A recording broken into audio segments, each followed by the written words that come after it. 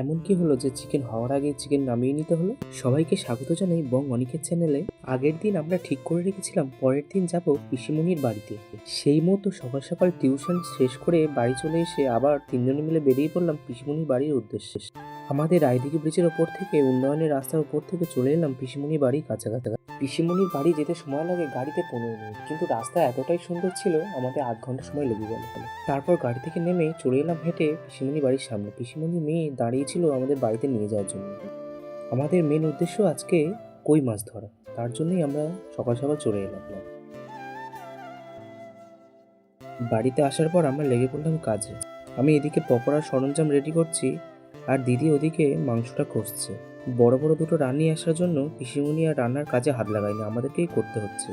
ওদিকে চিকেন কষা হচ্ছে আর আমরা এদিকে বেরিয়েছি একটু হাঁটতে। হেঁটে বাড়ি যেতে না যেতেই দেখলাম উনুন লিভে একাকার।